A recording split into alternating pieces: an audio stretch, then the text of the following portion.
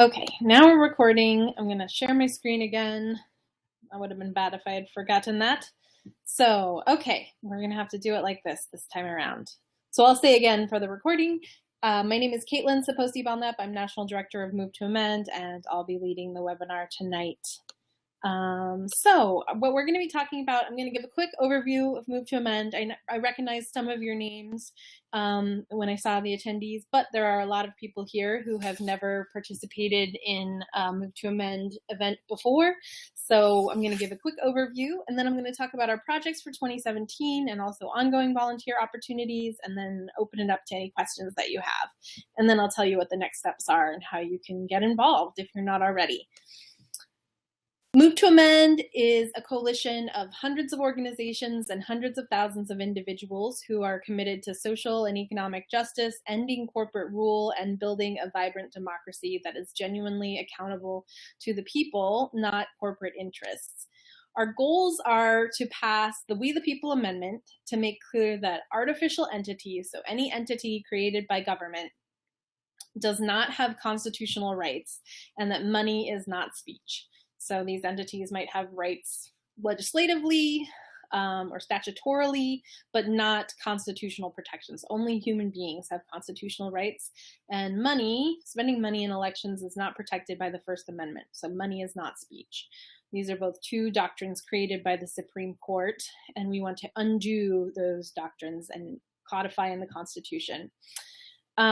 We also want to provoke discussion and organizing around how to make real the promise of American democracy through constitutional renewal. So we see our We the People Amendment as a very strategic and important first step, but we also want to be clear that it's a first step, and our real agenda is democracy in the United States, because that will make democracy more possible in the world.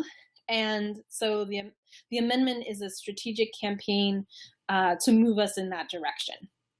Our principles and values are anti-oppression and solidarity organizing, meaning that we will not be effective unless we are able to build a mass movement that understands that some people are affected more directly and urgently by corporate rule than others. And having that analysis and understanding will help us to more effectively organize across race, across class, across gender, and any other issues that are currently dividing us. So solidarity organizing is what has always made that possible, and we take our lessons from those who come before us who engaged in solidarity organizing. And coalition and movement building. So we don't believe that it will be possible to amend the Constitution without building a mass movement. And that's increasingly true, but that was true before, the 2016 election. The only way that the Constitution has ever been amended is through mass movements built through coalitions. So rather than asking people to stop working on their issues, which may be symptoms of corporate rule, we're trying to make the connections between what, everyone is working on that are these symptoms, and how an amendment will help be an important tool in our toolbox to make democracy more possible and to make all of our movements stronger.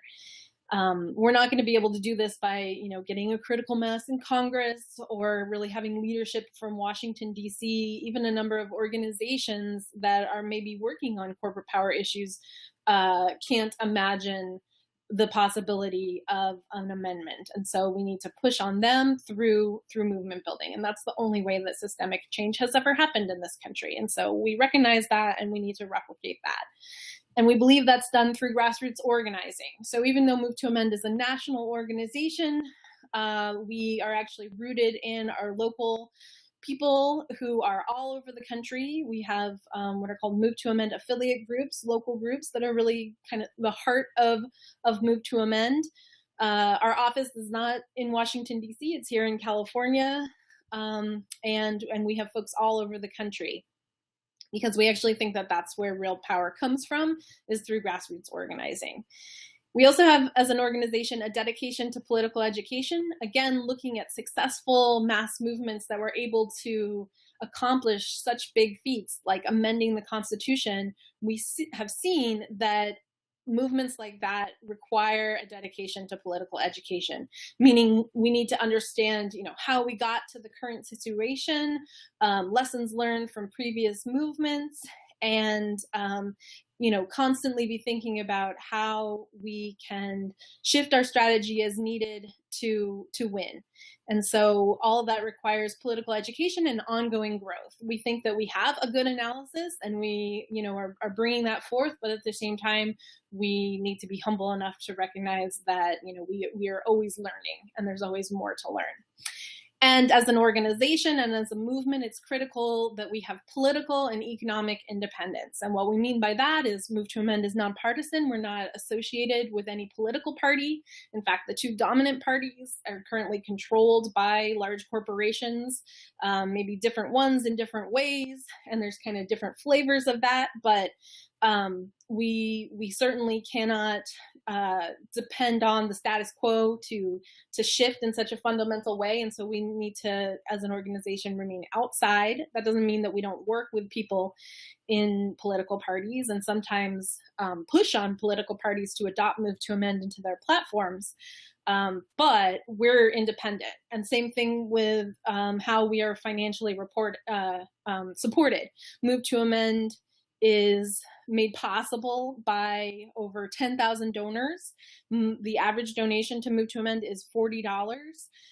We receive some, small foundation support from for our education work here and there, but for the most part, we are financed by individuals, and we want to keep it that way so that we're never beholden to any moneyed interest, because that would potentially work against our goals in the long run.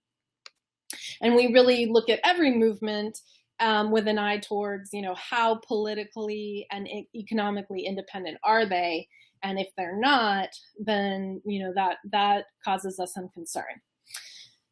A quick reminder for how to amend the Constitution, since maybe you haven't talked about it since civics class, and in my generation, I'm in my 30s, we never even had civics class. They had already gotten rid of that before I was in high school. So we can either amend the Constitution through Congress. 2/3 of both houses of Congress would need to pass an amendment resolution, so both the House and the Senate.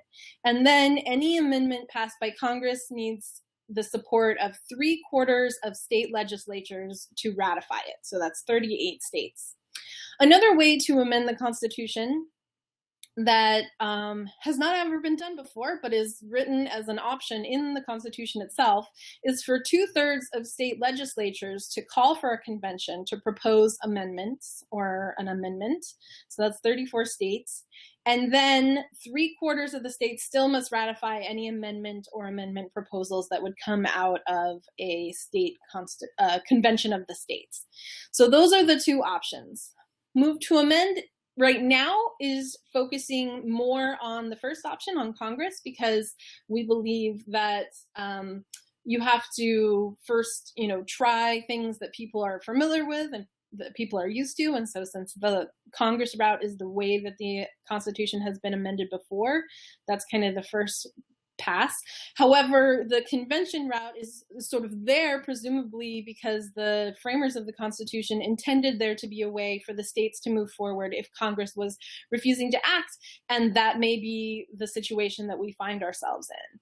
And actually, there are a number of amendments that have passed through Congress, but only after the threat of a convention of the states was sort of presented as an option, and then Congress moved forward. So, we don't want to close off either option, quite frankly.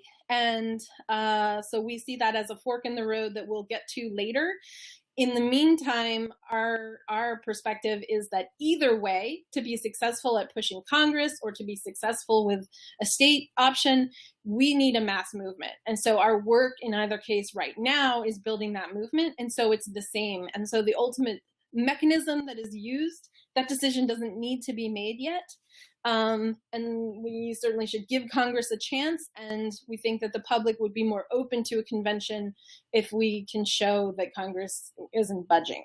We also need to recognize that there's never been a convention before, and so there's some questions about, what that would look like, and would you be able to only propose one amendment? And there are definitely groups out there and folks out there who have some concern about, what you might have heard of a runaway convention.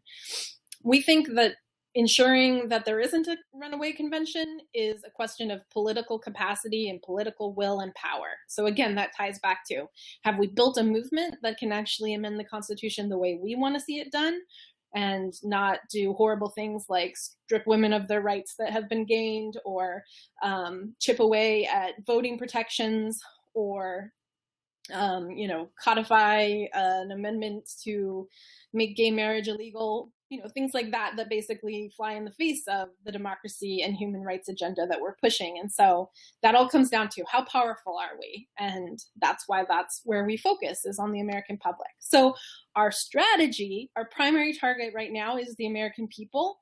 Our amendment has been introduced in Congress, and I'll talk more about how we'll be moving that forward in 2017. But where we focus most of our work and most of our attention is on building that mass movement, and therefore focusing on the public rather than, select lawmakers or kind of the elites in Washington, D.C., but on regular people. We also are building our movement through coalition building. So reaching out to other organizations that are working on issues affected by corporate power. And again, not saying, come do the amendment instead, but how can we build bridges to our work and your work, so that we can show that this is a larger democracy movement, and that we're on the same team, and that we're working towards the same end. We're intentional about making sure that that outreach is grounded in commitment to diversity, towards this movement being multiracial and intergenerational, because the only movements that have been successful, and the only way that we will have the numbers that we need and sort of be able to sustain through this longer term kind of marathon effort rather than a sprint, is if we're intergenerational, recognizing that, the people who are in Congress now are not going to be the people who make our amendment happen. And so we need to last over time. And as the demographics of this country are changing, it's critical that we focus on having the skills and capacity that make it possible for us to work across, especially race in this country as a particularly racially divided country. But also we found that we're not very effective and good at working intergenerationally either as the left. And so it's important that we are intentional and strategic about that need as well. We focus on community organizing, not just activism. The way I define that is that organizing is about getting power, is about exercising power. Activism may be that, but it also might be everybody showing up for a rally and then everybody going home, and there being no lasting power, infrastructure, relationships to really pull people together again. Or maybe it's a bunch of people clicking a petition online, which is even less powerful. And so the tactics that we employ, we're trying to look at what helps build the most power, and we think that's possible through organizing, and particularly organizing at the community level. So grassroots organizing, and one of our key strategies has been passing local and state resolutions, and that will continue to be the case because that puts a community on record as saying we want to see the amendment happen. The way Move to Amend is structured, just for folks who don't know, is we have local affiliate groups that are self-organized. Most of the time it's to encompass a city, but sometimes it's a county or kind of a region of a state. As you have a state that has a number of local affiliate groups, then they form state networks, which are a little bit kind of informal ways for affiliates to work together to work across the state. Maybe they're working on state legislation together or just helping to support each other. This year, actually, one of our kind of infrastructure changes or things that we'll be developing that's been in the works for a little while now, and this is the year that we set to be ready to go with implementing state chapters that would have some say over national, decisions and actually serve on our with our national team. And so we would want basically those state networks to be more formalized, and that's what the chapters will be. And then National Move to Amend is made up of our board of directors. We have a staff team of 9 that are mostly based here in Sacramento, but we have folks who are in other parts of the country as well. And then we have an awesome intern team twice a year. So we are a grassroots volunteer-led organization. Our board of directors are all volunteers. Our interns are basically volunteers. All of our affiliates are volunteers, and they lead and offer a lot of direction to national. So just a few things that we accomplished in 2016. This isn't the full list, but it's some of the things that I think are most exciting and that we'll be building on for 2017. We passed in coalition in California and in Washington ballot initiatives at the state level. And I saw that there were a few of you who are on this call who were involved with those initiatives. So shout out and props to you. We also formally adopted our strategic plan as an organization, and we're the only organization working on an amendment that actually has the plan written out for how we intend to get it passed and what the steps will be. And we felt it was very important to make that plan transparent and something that everyone could see and grapple with. Last year, we had our first ever National Leadership Summit in Washington, D.C. Representatives from our affiliates came and gathered in the country's capital. And as part of that, we had our first National Citizens Lobby Day in D.C. And we had about 70 folks, almost all of whom had never lobbied before, visit their representatives. It was a very empowering and exciting day, and it brought on a number of new co-sponsors. We ended the year with 24 co-sponsors in the House of Representatives for House Joint Resolution 48, which is the We the People Amendment. We have ongoing tours, speaking tours across the country. We call them barnstorming tours, and we visited over 50 cities last year. We launched a new grassroots organizing database that we call Hive, which is kind of more of an internal accomplishment, but it was actually a huge undertaking. So now we can feel confident that our data is 100% protected. We use open source technology, so a private corporation, we're no longer beholden to any companies that we're using to access our data, and our database is more customized for doing the organizing that our grassroots leaders need to do in their communities. And we'll continue to build on that infrastructure in the years to come. And last year we had 200 candidates sign the Pledge to Amend, which is one of our campaigns. It's a pledge to support the amendment should these candidates get elected to office. And we focused on municipal, state, local, federal races. And those Pledge to Amenders included 21 new House members who are not yet co-sponsors and 19 state legislators. So a lot of really good work happened in 2016. And now I'm going to talk about how we're going to build on it for 2017. And remember, if you've got any questions about any of this, I'm sorry that I can't just hop over and read them as we go, but please type them in the chat and I will come back to them at the end. So for 2017, because we have this strategic plan, it's all pretty spelled out what we need to do and what our goals are to kind of keep our pace.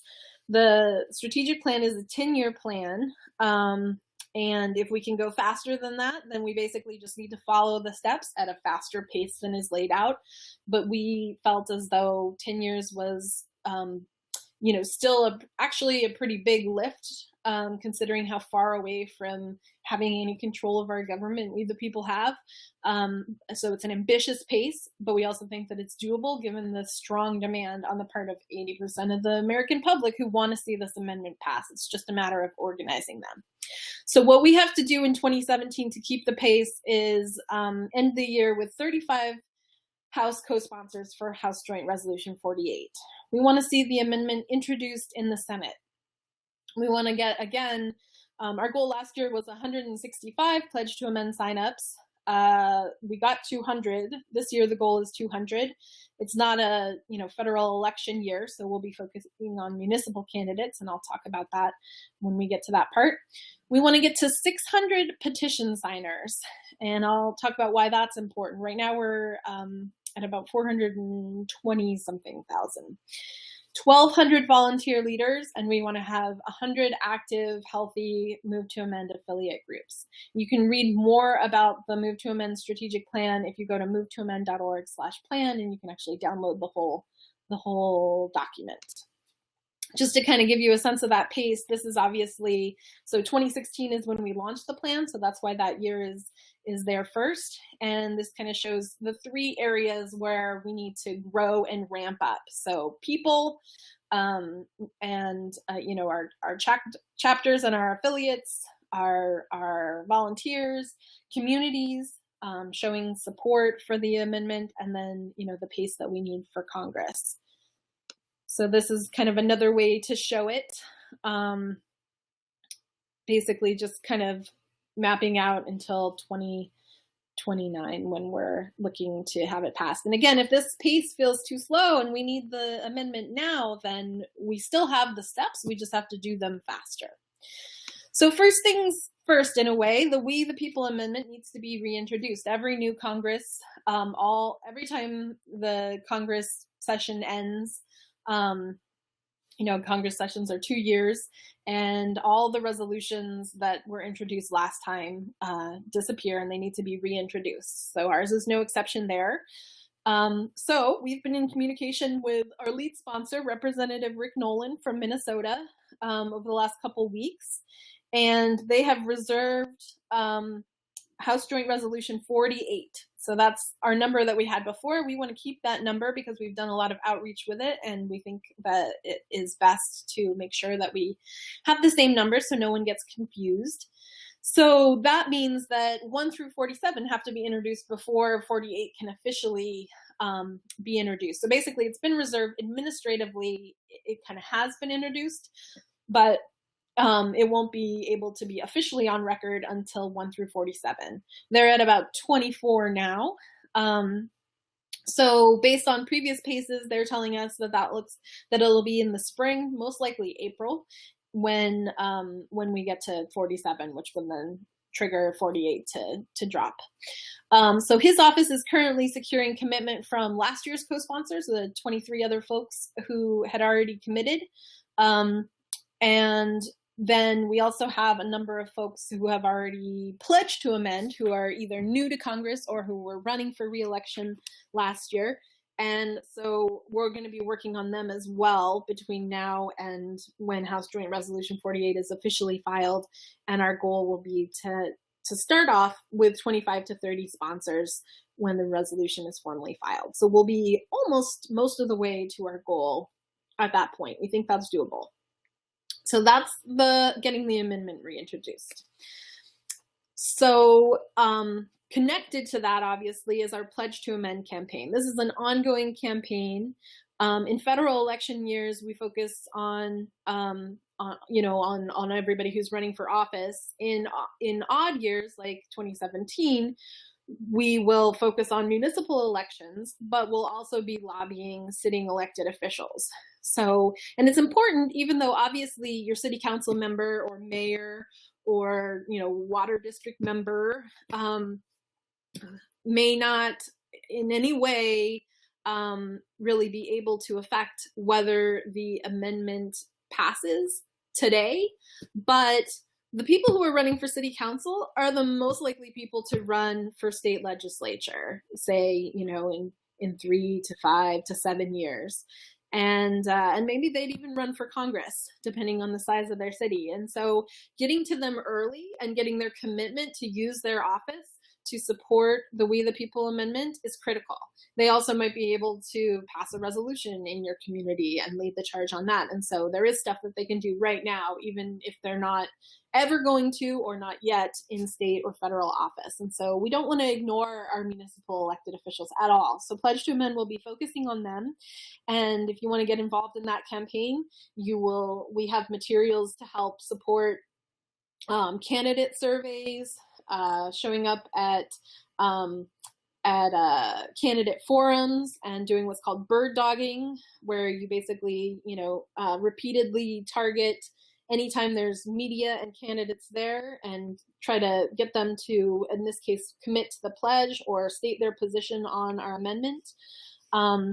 So each of these projects that we want to do, we want to understand that we're building our movement, we're building our capacity, and so what are the skills that we're going to be focusing on to do them? So Pledge to Amend helps us hone our citizen lobbying skills, our bird dogging skills. Maybe even some of our Move to Amend supporters are actually running for office and committing to end corporate rule and support the We the People Amendment as one of their platform planks. And so all of these things. So you can find more information about Pledge to Amend on this web page right here. Next up is We the People Lobby, which is obviously also related to the We the People Amendment directly.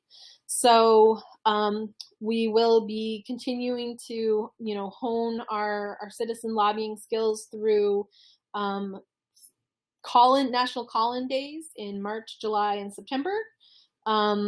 We last year did, for the first time, We the People Lobby Week during the August recess. So we will be doing that again, and that will be an opportunity for Move to Amend volunteers with our support to do in-district meetings with your legislators from the House and the Senate who, when they're off and in the district in August, we'll want you to go hold meetings with them and encourage them to come on as co-sponsors or to introduce, in the case of the Senate, the We the People Amendment.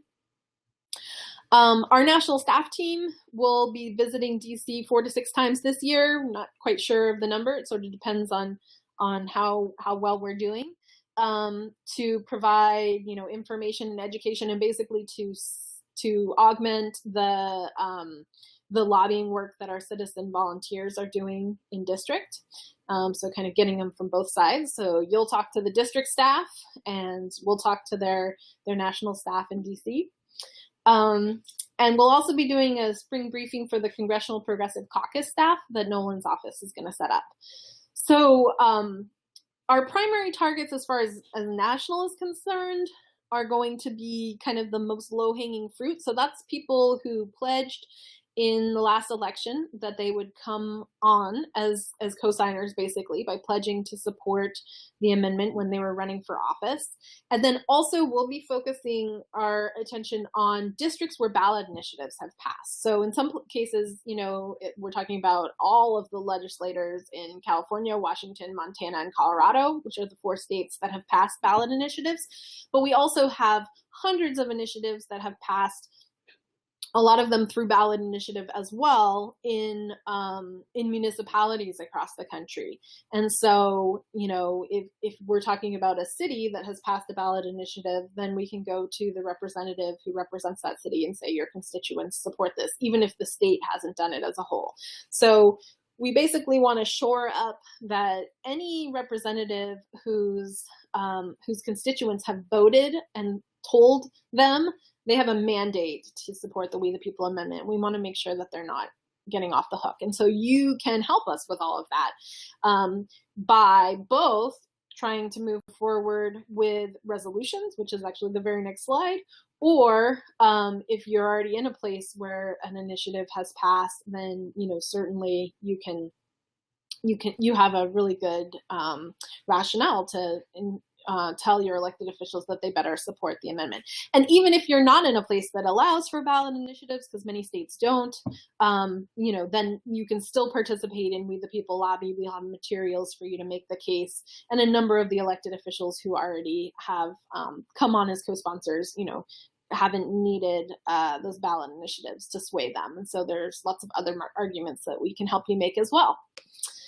So speaking of resolutions, we have passed over 700 resolutions across the country. That includes the municipal ones, the state ones, and all of the the ballot initiatives, as well as just when city councils and such pass initiatives. So these are a great way, and this is in a way is kind of one of the main tactics that we've used, because we just think it's an excellent way to do public education to bring forward the amendment. So it's not, and we're talking to our own community members, so we're not having to call Congress or travel to the state capitol. We're just talking in our community. What do we think that we should do here? Do we support the amendment? And we've seen that these resolutions have passed in every type of community: small, rural, urban, conservative, progressive. Doesn't matter what the racial makeup is. Americans support this amendment. And so this is a great way to let elected officials know at the local level that they need to support their constituents, or whenever possible, our most preferred way to pass these resolutions is through citizens initiatives, where you collect petitions, official petitions, to get it on the ballot. And then the question goes straight to the voters and can even bypass our elected officials.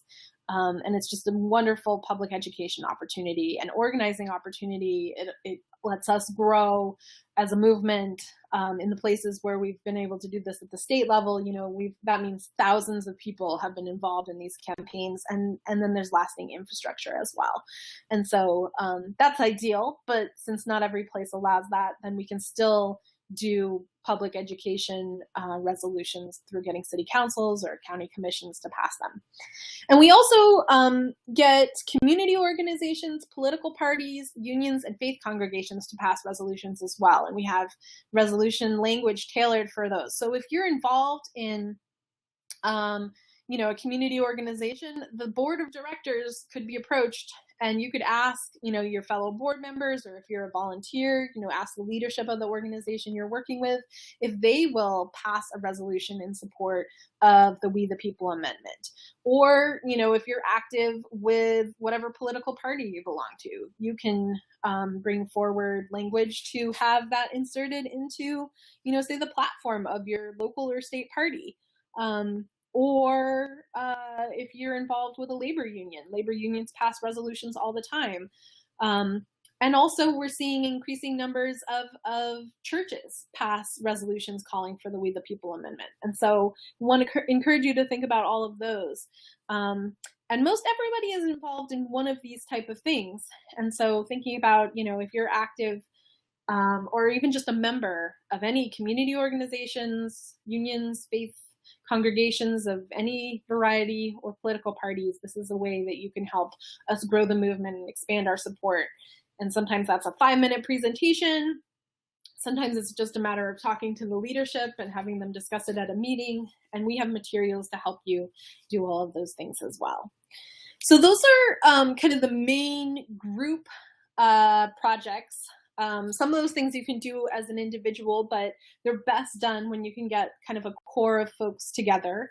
But there's also a number of things that you can just do as an individual as well. So I'd mentioned, that collecting 600 signatures on the motion to amend, which is our main outreach tool, the petition, is a goal this year. And quite frankly, we have actually kind of not entirely plateaued. We've continued to grow, but we have not grown at the pace in terms of bringing people in that we had been when we first launched. And that, I think, more than anything else, just actually has to do with the fact that the petition has been around for a while and folks have kind of maybe not prioritized reaching out and bringing people in. But this is the main way to grow Move to Amend. This is sort of, if we can, the more signatures we collect, the more people we bring in, the more of a pool that we have for volunteers, for building new affiliate groups, for donors, for folks who, can get involved in any way. And so it's important that we grow this and that everybody help us with this piece. So all hands on deck. And you can help us grow our petition number in lots of different ways. You can take the petition with you to school or work or church or any meetings that you attend and pass it around. You can set up a table at community events or the farmers market or street festivals. Or even if actually that's the next one, tabling. So even if a table might be too formal, you might have to go through a whole process to get permission. So even just a clipboard and, showing up at events where people are gathered. If you live in an urban area, when people are in line at the movies or a concert, you can, approach them and ask if they'll sign the petition. And remember that 80% of the American public support this amendment. They might need a little bit of an explanation and a kind of a reminder about why we're doing it, but, we have basic talking points that you can use that, 1 minute of just explaining and, and 80 to 90% of the people that you talk to will be willing to sign. And so that will help us grow, help us expand, and thinking about, creative places where, maybe people that they're not the folks that you would normally interact with every day are. That also helps us grow the diversity of who is supporting Move to Amend. So encourage you to, at a minimum, write an email and share the link with everyone you know, or share it on Facebook.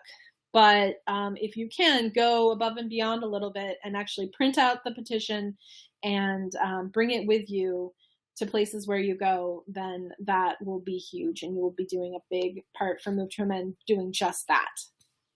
Another thing that you can do as an individual, to start it off at least, is host a party at your house for Move to Amend. So bring together your friends and neighbors. The goal would be to raise funds for Move to Amend and let people know about the campaign.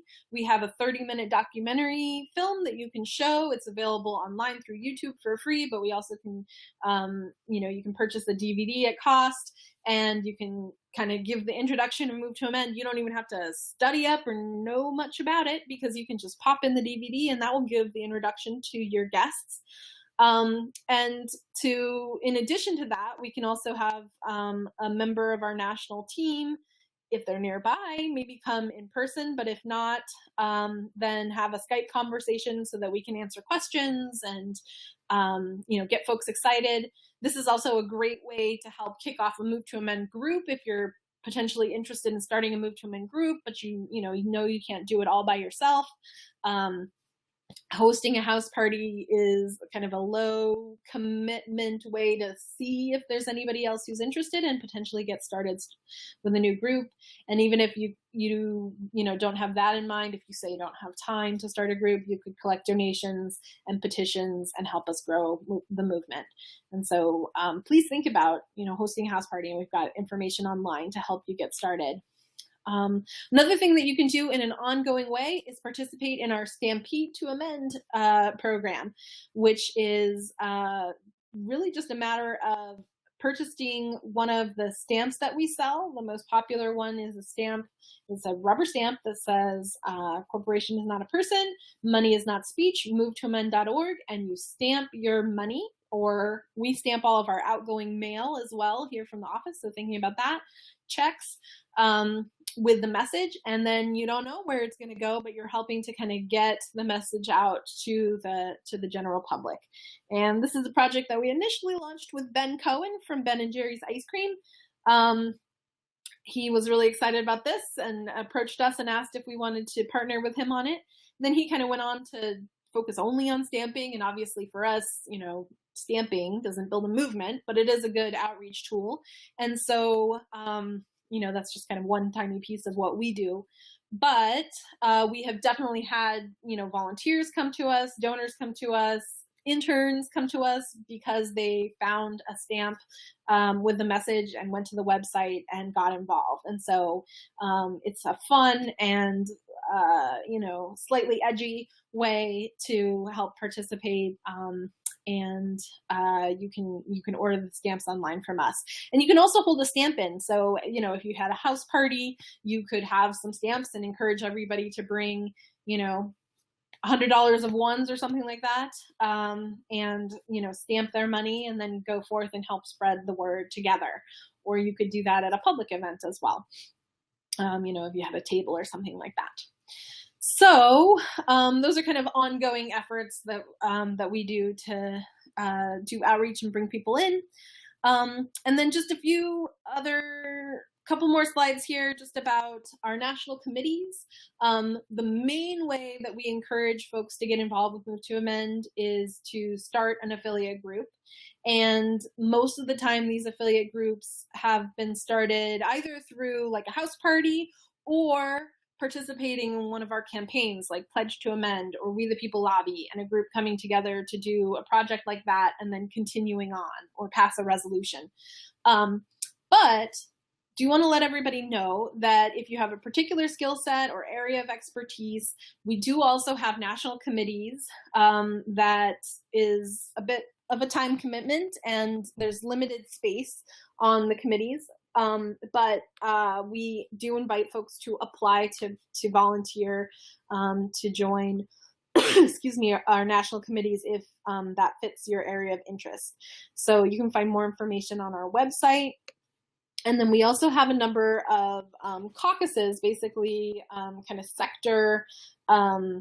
sectors that we're focusing on that are a little bit more open than the committees because there's not as much of a time commitment. But if you would like to help us, if you're a person of faith, for example, and you would like to help us to reach out to other folks of your faith and prepare materials or, talking points or coaching for our affiliates who are reaching out to, churches and synagogues and mosques, etc., then, you might want to participate in the Interfaith Caucus. Or if you're an artist or a musician or cultural worker of any other kind, and you want to help us reach out to other artists and musicians or use art to reach out more broadly to the public, then the Arts and Culture Caucus might be for you. And if you are employed by a labor union or a member of a labor union or formally a member of a labor union, we would love you to join us on the Organized Labor Caucus. So you can find information,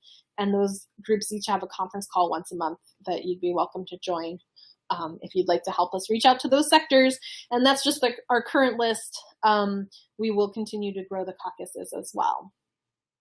So there's a number of resources. Our website is full of information. We're pretty proud of how extensive the information that we have on our site is, but it can be a little bit hard to distill down what's the most critical. So here are some links that I would encourage you to check out first. First of all, the petition or the motion to amend. That's what we're asking you to share with every single person that you know. Oop, I'm breaking up and disappearing. Thanks, Laura. Well, my internet is showing up full speed, so I'll just try not wiggling and hopefully text me again if it's still happening. Okay.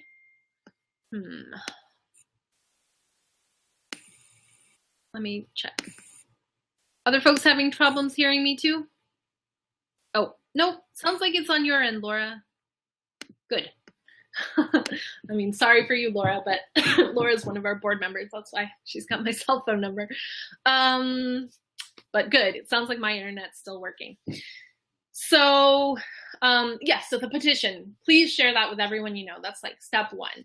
Then there's a lot of information in our toolkit.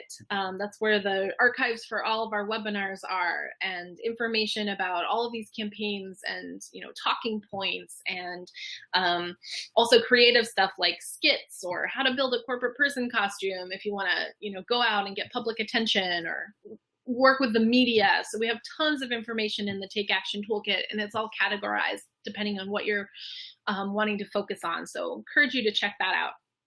If you're curious about starting a Move to Amend affiliate group, then we have a whole page with information on how to do that. And the application is online and details for how to get started. And so you can find that at movetoamend.org/affiliate. If you are not sure yet what you want to do, or you want to alert us that you are interested in volunteering, then one of the best things to do first is to go to the Move to Amend volunteer page. And actually, when you're all done with this webinar, there'll be a survey, and then after the survey, that'll take you straight to the volunteer page. So you can just follow that course of events. But that lets us know that you want to get involved. We have some questions about, some of the areas that you might be interested in that you can tell us about. And that'll get you a phone call from one of our interns to basically have kind of an intake conversation.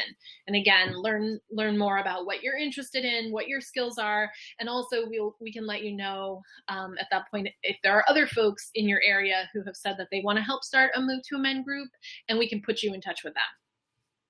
And then our movement education program, as I said at the beginning, as an organization that's dedicated to political education, we have a really important whole program for all of our leadership at the grassroots, national, and national level that everyone goes through, that we call the Movement Education Program, and that teaches history of social movements that have effectively amended the Constitution or not successfully amended the Constitution, and kind of lessons learned there, and inspiration. And then also looking at kind of how do we effectively build our organizations so that they are capable of having, you know, diversity across race and across age, and some of the areas where we're trying to be intentional. How do we create a good gender dynamic so that you know, we're building a democratic and feminist organization that shares power equally with people,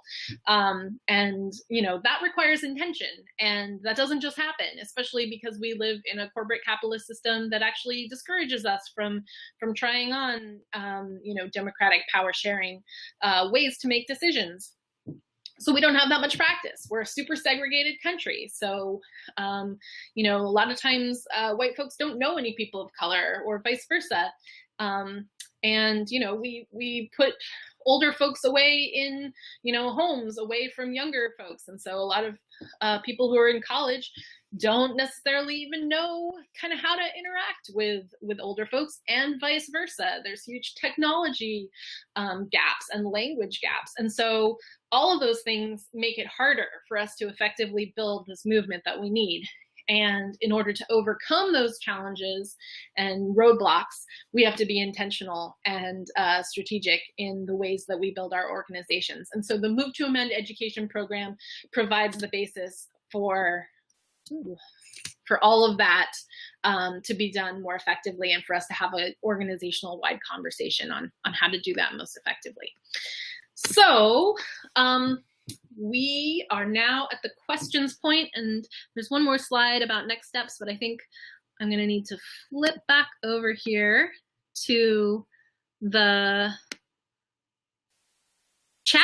So if you have any questions, you can chat them if you haven't already, and I'm going to have to scroll through and find them, so please bear with me. So Ingrid from Oakland, California asks, can you email us a PDF of the slides? Yes, sorry, I forgot to say at the beginning because I was distracted with the difficulties, that everybody who registered for this webinar will get a video recording of the presentation, plus a link to where you can find the PDF of the slides on our website. And those are always up within 48 hours of, well, actually, since it's a Thursday, we'll see what we can do. Normally we do these webinars on Tuesdays, and so staff won't be in the office tomorrow, but we will have it to you ASAP, and you'll get an email to let you know that. Geneva from Mount Shasta, California asked, in terms of resolutions, what are the arguments for passing local resolutions in a state where there's a state resolution? And also, are 501c3 organizations allowed to pass and publicize resolution? Yeah, so let's see. So the first part of that question, that's a good question for us to tackle here in California now that we've passed a state resolution. I think that one thing that we could look at, though, is that when you pass a state resolution, that doesn't necessarily mean that it actually passed by a majority in every single county in the state, say. And those of us who live in, you know, the more inland counties in California actually might not have passed by a majority. So there might be work to do, and that might be a reason to pass a municipal resolution, even if we've already passed it at the state level. You know, maybe that's not also something to think about, you know, for for this year here in California or Washington, because I think that we can actually focus a lot on the state resolution passing and talk to our legislators based on that. But as more time goes by and that sort of memory fades, then kind of reviving the tactic and putting it before the public again is another reason why that might be strategic. So Montana and Colorado, that might be something to think about in the years coming up. But that's a good question in terms of whether that tactic is strategic if you've already done it at the state level. And then 501c3s are definitely allowed to pass and publicize resolutions. They can do it if they're worried about, taking a position on legislation, which the We the People Amendment is. They don't really need to be, because it's all about how much money you're spending on legislation, and 501c3s can spend up to 20% of their budgets on lobbying and have no problem whatsoever, or supporting legislation. So that in and of itself should be fine. But even if they're concerned, they could pass just a general resolution that maybe doesn't mention House Joint Resolution 48, but instead just focuses on the 2 planks of the amendment and calling for an amendment generally.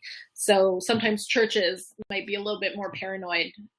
I think there's really good reason for them not to be, but sometimes that isn't what they're used to doing. So that is a way to approach them if there's concern.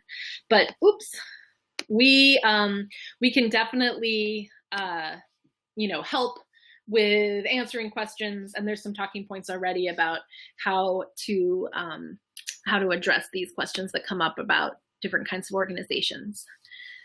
Oh, did the Media and Communications Committee, Laura, sounds like she's saying that on the committees, let me go back. Oh, you're right. We also have a Media and Communications Committee, and I seem to have left it off. And the chairwoman for that committee has pointed that out to me. So apologies. So if you're, a journalist or a writer, or you love to do social media, that might be a good committee for you. So when you go to this page, it's certainly not left off there, so you can find it there. Sorry for that. Let's see, any other questions? Chris from Florida says, how do we confirm that we are signed up to be a lead in our area for your organization? I'm involved in many different environmental organizations, and this piece of the solution is often left out. So, Chris, the way that we're structured is around affiliates. So if you are connected with a Move to Amend affiliate group, I'm not sure where in Florida you are. So there might be one near you and you might already be involved, in which case, then you would plug in that way. If you're not, and I think you would know, so it sounds like you're probably not, then probably the best thing to do is to fill out that volunteer form and kind of indicate, it sounds like maybe you're already involved in environmental organizations, and I'm not sure if that means that that's where you're going to stay focused, or if you'd be open to starting a Move to Amend group or being involved in a Move to Amend group. But even if you just want to be in the loop enough to bring Move to Amend to the other organizations you're involved in, that's something you can indicate on the volunteer form, and then that will let us know what your issue interest is too, and we can have a conversation with you about how best to do that, like bringing forward resolutions, for example, or materials to help connect environmental issues and why we need the We the People Amendment, which we do have, and we would be happy to share with you. Let's see. Ingrid from Oakland says, I've heard a lot about California resisting the Trump administration and being a good example of progressive policies. Is there anything the state can do to curtail corporate personhood in our state? And ditto for Washington State. Yeah, so if you take a look, Ingrid, at our strategic plan, you'll see that it's not something that we're engaging with yet. But a tactic that we want to employ down the line as we've grown more would be for states to begin to, should Congress be refusing to move forward as a whole, for states to look at amending their state constitutions to pass the We the People Amendment, basically for the state level. Now, what that would do is trigger likely a lawsuit against the state, and potentially the first few times around, we might see those constitutional amendments at the state level overturned through the Supreme Court. But ultimately, what that would also do is continue to push the conversation and create what's called a crisis of jurisdiction legally, where we're provoking the question, who has authority to determine this segment of the law? And we would have, basically our states on record saying, well, corporate constitutional rights hurts us and our state, and we're opposed to it. And we have lots of examples of these crisis of jurisdiction tactics being used to change the law over time. So, medical marijuana, and now the legalization of marijuana, we see a number of states doing that, even though that's against the law, according to the federal government. But what we're seeing is that law is following culture, and as the culture has shifted, the laws have shifted too, and kind of the last to get on board is the federal government, and that's typical. And so states lead the way and basically commit state civil disobedience and ignore the federal government. Right to die, gay marriage, and then also the flip side of opposing gay marriage has also been done at the state level. And so this is a tactic that we can employ too in some of the states where we have our strongest base. So we are not yet there, we don't think. And our job is to build the movement, the commitment from our state legislators, the commitment from our state organizations, so that we would be willing to take those kinds of risks and step forward and have that kind of leadership happen on the part of some states. In California, even though it's a really big state, and so in some ways presents some challenges compared to some others, might be a good one. Washington as well. Oregon might be another good example. Vermont, Maine, some of these places that have Colorado, been willing to stick their necks out on other issues before. And so that is in our strategic plan when we grow the capacity to effectively do that. Megan from La Crosse, Wisconsin asks, does Move to Amend have any apps or other technology to help promote the petition and add to your database? That's a really good question, Megan. So the honest and straightforward answer, simple answer is not at this time. When we built our own database, that's an area that unfortunately the open source technology that we used is not quite as cutting edge as some of the private stuff. And so we used to be able to, like, for example, text to sign the petition, and we've lost that ability. But we are working with our developers for that to be something that we can add back in, because we know that that makes it easier. And so right now, you just have to share the link or sign the petition paper, but that is definitely a goal. And if we can raise the funds to develop our database to have those that kind of connection, we definitely will expand that technology that way. Let's see. And Delphine from Sacramento asks, in terms of multiracial and intergenerational grassroots organizing, other national grassroots social justice groups reach young people and youth of color on college and university campuses and through youth organizations, including those focused on homeless and LGBTQ youth. Does Move to Amend have campus-based or youth-focused affiliates currently? We have at different times had some campus-based affiliates and started. There are definitely challenges with doing college organizing because folks are there for a time and then they leave. And so having kind of sustainable college organizing takes a lot of resources. And honestly, we are financially a much less well-resourced organization than many people think, based on looking at us. So our budget is only about $350,000 to $400,000, depending on the year, for the whole national campaign. So that means that we're not in a position to have campus staff, which is kind of the key thing that is normally needed for effective campus organizing. Having said that, though, we do feel as though it's really a priority. And so I mentioned our caucuses, and I'll put that slide back up. One of our very next area where we'd like to add a new caucus would be a student and youth caucus. And Our intern team has helped us in the areas in student organizing when we've been able to do it more before. Unfortunately, we've lost our student organizers, so we're right as we were kind of gonna formally make that a caucus, and so it's not there yet. There are some materials in the toolkit on for affiliates to help them to effectively reach out to student groups and campuses, but that is not a formal caucus at this time, but I think that'll be the very next one that we add. We just kind of need to find somebody. And since I know that you're on our intern crew for next time, that might be an area where you might want to plug in, and we can talk about that for sure. And Megan says, I'm a web developer if you need any help in that area. That's awesome. Thanks, Megan. Our website uses Drupal and our database is Civi CRM. So if those are areas where you have any expertise, then again, signing up on the volunteer page and letting us know that would be awesome. So it looks like those are the questions. But last call, if anybody has any others, put them in there now and I'd be happy to answer them. In the meantime, I'll put up this next step slide. So as soon as I end the webinar, which we're coming up on shortly, so please stay until this moment, it will take you to a survey, a very short survey where you can give me some feedback on how this worked for you, and also let us know if you'd like us to be in touch and follow up, or if you have any questions. You can always contact us directly. Our email is info@movetoamend.org, and we respond to all emails. And our number is 916-318-8040, and you can always call us.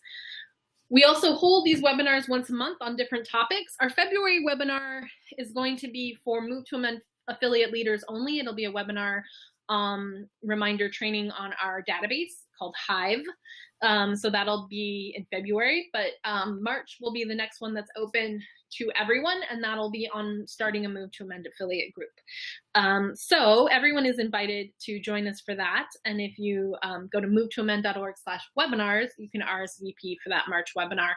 And we'll also send reminder emails in our newsletter and everything online as well. And again, reminder that the recording for this and the slides will be made available in the next couple days for everybody who RSVP'd. So if there's anything you missed or you want to share it with others, that'll be available for you as well. So looks like there are no more questions or comments. So I think that brings us to the end here. I'm going to stop the screen sharing. And a reminder that as soon as I end this meeting, you'll be taken to a survey, ask you to please fill it out. And then after you submit, that'll take you to the volunteer page. And if you have any interest in plugging in, even if you're not sure yet how you might, please fill out the volunteer form and we'll give you a call and have a conversation about it. And I guess the last thing I'll say is that if you're not currently a Move to Amend supporter, through making donations, then I would ask you to please consider becoming a Move to Amend donor. And in particular, if you can make a monthly donation, that's how I give to Move to Amend. I give every month. $28 a month is what we ask for if possible, but we'll take any amount. But $28 for the 28th Amendment. And that's the way that this organization can continue to run, as if everybody pitches in a little bit. So please also consider joining Move to Amend as a monthly donor if you're not already one. And if you are, then thank you so much for your support. And to all the affiliates who are here, shout out, thank you for all your good work. It's an honor to be able to talk about what you do. So much of what I said in terms of our accomplishments and our goals are possible because of your work. And so thank you. And if you're not yet a volunteer, then you should join these awesome people and get involved with the great work that they're doing. And I'm looking forward to working with you in whatever way makes sense. So let us know. And I think that brings us to an end. Thanks for being here tonight, and we'll catch you next time. If you have any questions, let us know on the survey and we will follow up with you. Thanks so much. Take care.